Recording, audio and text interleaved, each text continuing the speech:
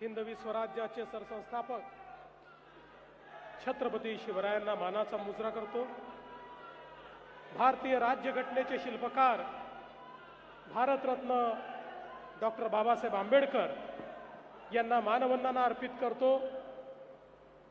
माता रमाईंच्या चरणी नतमस्तक होतो आणि आज या ऐतिहासिक दिनी माता रमाबाई आंबेडकर नगर आणि कामराज नगरच्या पुनर्वसन प्रकल्पाच्या शुभारंभाच्या या अतिशय महत्त्वाच्या क्षणी मंचावर उपस्थित असलेले महाराष्ट्र सरकारचे लोकप्रिय उपमुख्यमंत्री माननीय एकनाथराव शिंदेजी, आमचे दुसरे लोकप्रिय उपमुख्यमंत्री माननीय अजितदादा पवारजी, श्री मंगलप्रभात लोढाजी, आशीष शेलारजी, पंकज भोयरजी, परागभाई शहा, मिहिरजी कोटेचा, रामभाई कदम, श्री संजय मुखर्जी, श्री महेंद्र कल्याणकर, श्री अश्विन मुदगल, श्री परमेश्वर कदम, श्री मनोज कोटक या ठिकाणी उपस्थित सर्व सन्माननीय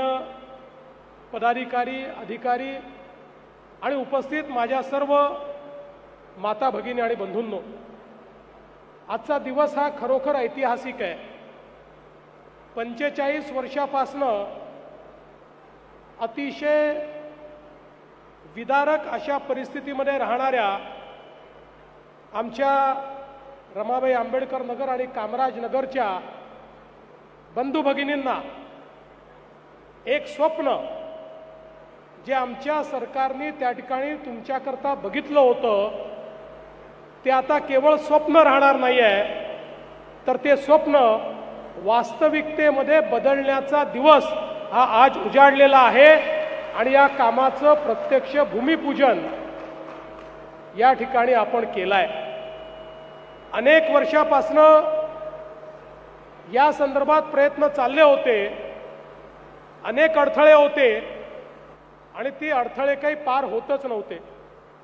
मला आठवतं अनेक वर्ष आमचे प्रकाशभाई मेहता इथले आमदार होते, ते ज्यावेळेस माझ्यासोबत मंत्री होते त्यावेळेस त्यांनी देखील एक योजना तयार केली होती आणि त्या योजनेच्या माध्यमातून इथे पुनर्विकास कसा करायचा हा प्रयत्न होता, परंतु सातत्याने वेगवेगळे विकासक त्याच्यामध्ये अडथळे निर्माण करायचे आणि हे काम काही होत नव्हतं।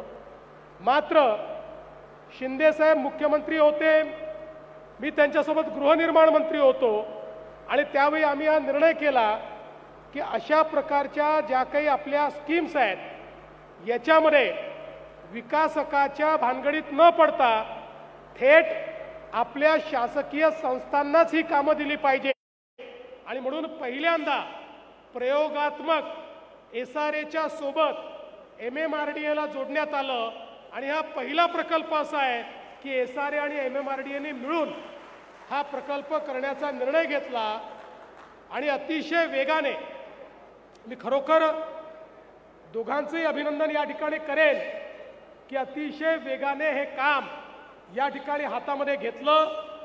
आज खरं तर आमचे जे नागरिक आहेत त्या नागरिकांना त्यांनी जागा रिकामी केल्याशिवाय या ठिकाणी बांधकाम करणं शक्य नव्हतं, त्यांनीही सहकार्य केलं आणि राज्य सरकारने पुढे येऊन 2 वर्षाचं आगाऊ भाडं त्या ठिकाणी दिलं आणि लगेच जागा ही रिकामी झाली आणि आता या जागेवर अतिशय वेगाने बांधकाम आम्ही करणार आहोत। आणि मला MMRDA आणि SRAला सांगायचं आहे, 3ऱ्या वर्षाच्या भाड्याची व्यवस्था आपण करून ठेवली आहे, पण ते देण्याची वेळ आणू नका। 2 वर्षात हे काम या ठिकाणी उभं राहिलं पाहिजे।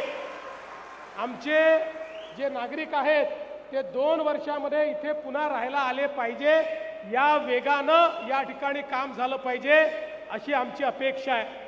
खरं म्हणजे आमच्या एकनाथराव शिंदेजींचा सातत्याने क्लस्टरचा आग्रह आहे, त्यांनी ठाण्यामध्ये अतिशय चांगले क्लस्टर तयार केले आणि आता परवा आमच्या मंत्रिमंडळाच्या बैठकीमध्ये आम्ही हा निर्णय केला की मुंबईमध्ये मोठ्या क्लस्टरची आम्ही पॉलिसी आणली आणि झोपडपट्ट्यांनाही क्लस्टरमध्ये त्या ठिकाणी विकसित करण्याचा आम्ही निर्णय घेतला।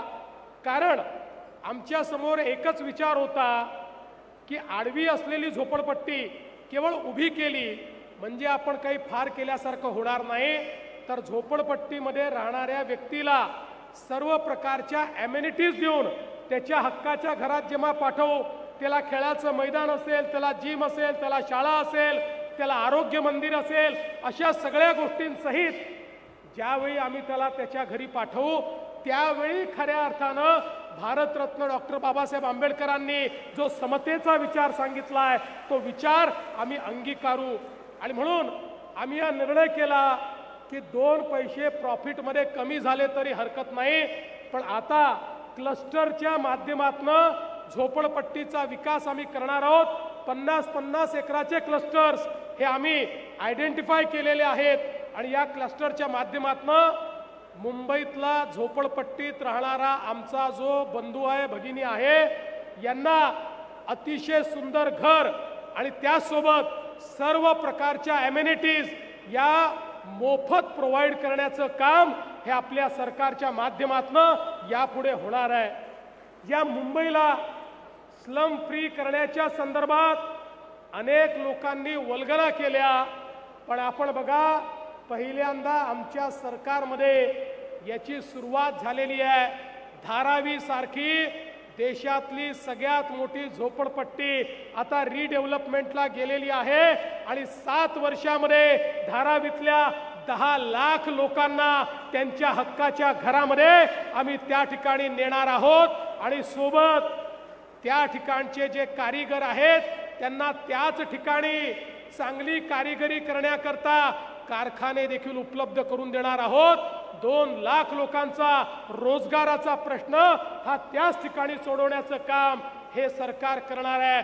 कारण हे सरकार धनदांडग्यांचा विचार करत नाही, बिल्डर धार्जिणा विचार करत नाही, बिल्डरांच्या आम्ही विरोधात नाही, बिल्डरांची देखील आवश्यकता आहे, ते आमचे पार्टनर आहेत, पण आमच्या नजरेसमोर भारतरत्न डॉक्टर बाबासाहेब आंबेडकरांच्या संविधानाने जो शेवटचा माणूस सांगितलेला आहे त्याचाच विचार डोळ्यासमोर असल्यामुळे त्याच्या विचाराने आणि त्याच्या भल्याकरता हे सरकार काम करते आहे आणि म्हणूनच मुंबई बदलण्याचं काम हे या ठिकाणी आम्ही करून दाखवलं आहे। आणि म्हणून आज आमच्या विरोधात जे लोक वल्गना करतात, शिंदे साहेब त्यांना आपण विचारलं पाहिजे, त्यांनी एक प्रकल्प दाखवावा, एक या अख्ख्या मुंबईमध्ये त्यांच्या काळात त्यांनी केलेला एक प्रकल्प दाखवावा, ते काहीच करू शकले नाहीत। केवळ येतात, भाषणं ठोकतात आणि त्या ठिकाणी निघून जातात। अरे भाषणाने जर पोट भरलं असतं तर या मुंबईमध्ये कोणीच उपाशी राहिला नसता। भाषणाने पोट भरत नाही, विकासानं पोट भरतं, विकासानं रोजगार निर्माण होतो, विकासानं लोकांच्या हाताला काम मिळतं, घर मिळालं तर त्या ठिकाणी सामान्य माणसाच्या जीवनात परिवर्तन होतं आणि ते करण्याचं काम या महाराष्ट्राचं आमचं सरकार, तुम्ही जी निवडून दिलेली ही त्रिमूर्ती आहे, आम्ही तिघं आणि आमचे सहकारी या ठिकाणी हे काम करतो। आणि म्हणून आज या निमित्ताने ही जी नवीन सुरुवात झाली आहे, आम्ही इथे थांबणार नाही आहोत। मला कल्पना आहे काही भागामध्ये कोर्ट केस वगैरे चालली आहे, काही काळजी करू नका, शिंदे साहेब, मी आणि अजित दादा त्यातनंही मार्ग काढू आणि संपूर्ण विकास हा लवकरात लवकर या ठिकाणी सुरू करू। कोणालाही विकासापासनं आणि घरापासनं आम्ही वंचित होऊ देणार नाही, हा विश्वास मी व्यक्त करतो। आणि सर्वाधिक आभार हे तुमचे सर्वांचे मानतो की ज्यांनी सरकारवर विश्वास ठेवला आणि या ठिकाणी ही संधी आम्हाला दिली। काळजी करू नका, आता तुमच्या विश्वासाला पात्र अशा प्रकारचं काम आम्ही करून दाखवू आणि या ठिकाणी या इमारती उभ्या झाल्यानंतर याच्या उद्घाटनाला देखील मी, शिंदे साहेब आणि अजित दादा आणि मंचावरचे सगळे आम्हीच या ठिकाणी येऊ, हा विश्वास व्यक्त करतो। पुन्हा एकदा आपल्या सर्वांना अतिशय मनपूर्वक शुभेच्छा देतो आणि माझं बोलणं संपवतो। धन्यवाद। जय हिंद, जय भीम, जय भारत, जय महाराष्ट्र।